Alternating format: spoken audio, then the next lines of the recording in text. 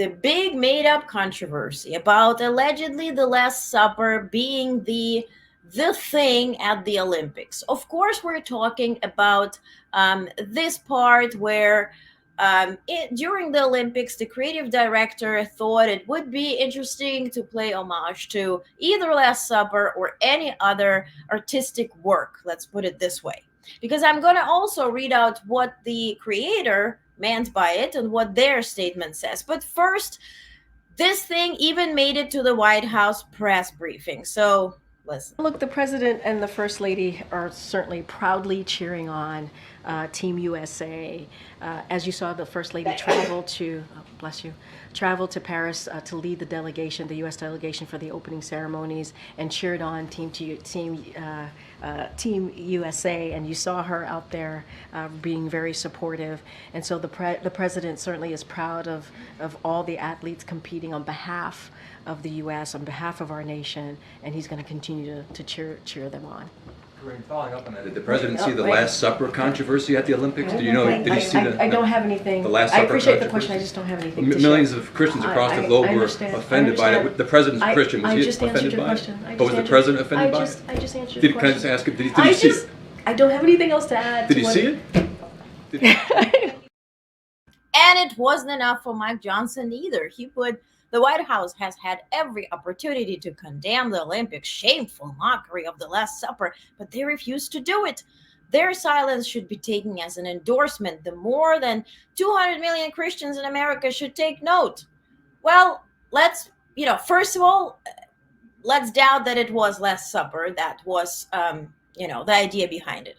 I don't want to toot any other ideas because I'm not speaking on behalf of the Olympic Committee and the Paris organizers and those who produced this opening ceremony. Okay, but first and foremost, this is the speaker. Karine Jean-Pierre is the press speaker for the White House.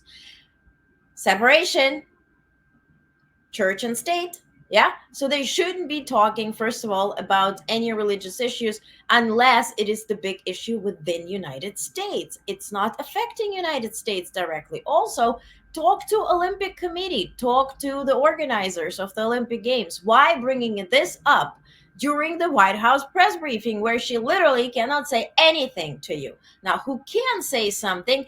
Here, the ceremony's artistic director, Thomas Joly, had distanced his scene from any Last Supper parallels after the ceremony, saying it was meant to celebrate diversity and pay tribute to feasting and French gastronomy. Paris 2024 spokesperson Anne Decamp was asked about the outcry during an International Olympic Committee news conference on Sunday. So it is up to you to decide what actually provoked it.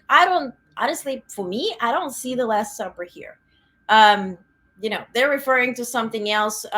Bunch of you have mentioned other ideas and other works. Again, I don't want to, this is not a fact, hence I don't want to state that as official version, but it is really up to you whether you state that. But honestly, this hasn't been in the United States. It's in Paris. It's Olympic Games. They do their thing, whether you like it or not. Be tuning in, you're not tuning in. 30 million people tuned in, which is 65% more than previous years.